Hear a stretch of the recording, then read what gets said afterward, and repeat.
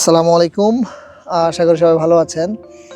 আজকে একটা বিষয় নিয়ে কথা বলবো, সেটা হলো অনেকেই অনেক বাংলাদেশি স্টুডেন্ট চায় যে ইন্টারন্যাশনালি পড়াশোনা করার জন্য, এবং এই বিষয়টা আসলে অত্যন্ত সহজ। এটা অত বেশি কঠিন কিছু না যদি প্ল্যান ওয়াইজ করা যায়। তো আমি আজকে খুব শর্টকাট কয়েকটা বিষয় নিয়ে কথা বলবো।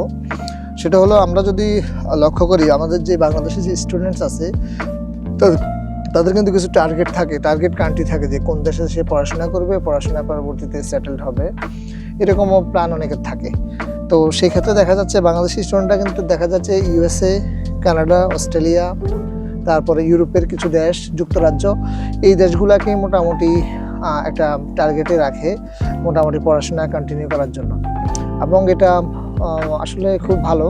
তবে যেটা বিষয়ে সবার প্রয়োজন, দেখা যাচ্ছে যে ইন্টারমিডিয়েট কমপ্লিট করার পরে যখন ব্যাচেলর করবে, অথবা ব্যাচেলর কমপ্লিট করার পরবর্তীতে যখন একটা স্টুডেন্ট মাস্টার্সে যাবে, যে বিষয়টা সবচেয়ে প্রবলেম ফেস করে সেটা হলো আপনার ল্যাঙ্গুয়েজগত একটা ব্যারিয়ার থাকে আর কি।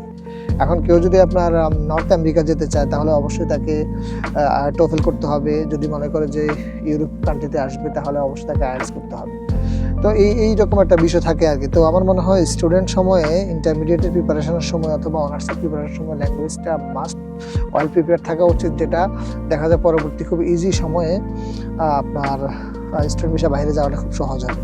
কারণ আমাদের কাছে অনেক কেস আসে, এবং অনেকেই আসে দেখা যাচ্ছে যে তার কিন্তু যথাযথ ব্যাচেলর কমপ্লিট অথবা মাস্টার্স কমপ্লিট, বাট ল্যাঙ্গুয়েজগত দক্ষতার জন্য বা ল্যাঙ্গুয়েজগত স্কোর নাই, এই জন্য কিন্তু আমরা তাদের ফাইল প্রসেস করতে কিন্তু প্রচুর সময় লেগে যায়। তার পরবর্তীতে আরেকটা বিষয় যেটা থাকে, সেটা হলো স্পন্সর যে বিষয়টা। এখন আসলে স্পন্সরের যে বিষয়টা, সেটা আমরা বারবারই বলি, এটা ডিপেন্ড করে টোটালি ইউনিভার্সিটির উপরে। কারণ তাহলে ইউনিভার্সিটির যে পরিমাণ টিউশন ফি আছে, ওই টিউশন ফিটাই কিন্তু আপনি স্পন্সর হিসাবে দেখাতে হবে, বা আপনার ব্যাঙ্ক অ্যাকাউন্টে আপনি দেখাতে হবে। এটা ফার্স্ট ব্লাড হতে পারে, অথবা আপনার সেকেন্ড ব্লাড হতে পারে। তো এটা ডিপেন্ড করে আপনার ইউনিভার্সিটির ক্রাইটেরিয়া অথবা ওই দেশের যেই সিস্টেম, এডুকেশন সিস্টেম, ওটার উপর। তো এই ক্ষেত্রে অনেক ইউনিভার্সিটি কিন্তু ফান্ডিং দিচ্ছে, এবং ফুল ফান্ডিংও দিচ্ছে। এটা আপনার ব্যাচেলর ক্ষেত্রেও আছে, মাস্টার্সেও আছে, আর পিএইচডিতে তো প্রচুর আছে। তো এই বিষয়গুলো আপনারা দেখা যাচ্ছে সারা ওয়ার্ল্ডে কিছু কিছু ইউনিভার্সিটি আছে।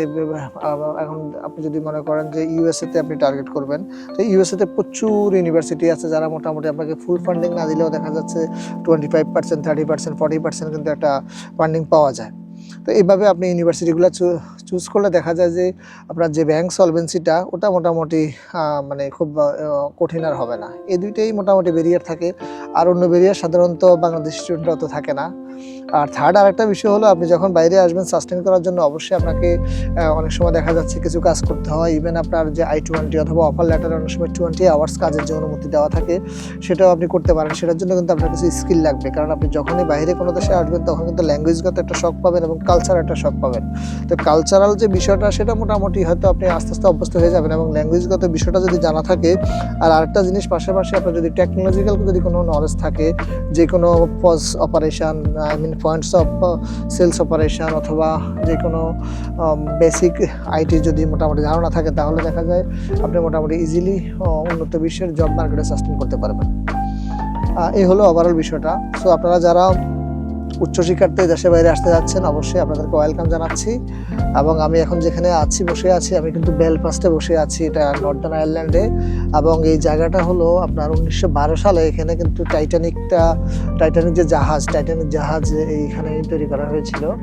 সো ঠিক এখানে বসেই আমি আপনাদেরকে এই মেসেজটা দিচ্ছি যে আসলে ইন্টারন্যাশনালি যদি পড়াশোনা করতে আসতে চান, এটা খুবই ইজি এবং সহজ। সারা ওয়ার্ল্ড ওপেন আছে, বাট আপনাকে পরিকল্পিতভাবে আপনি যদি মুভ অন করেন, তাহলে এটা সম্ভব। ধন্যবাদ সবাইকে, ভালো থাকবেন, আল্লাহ হাফেজ, আসসালামু আলাইকুম।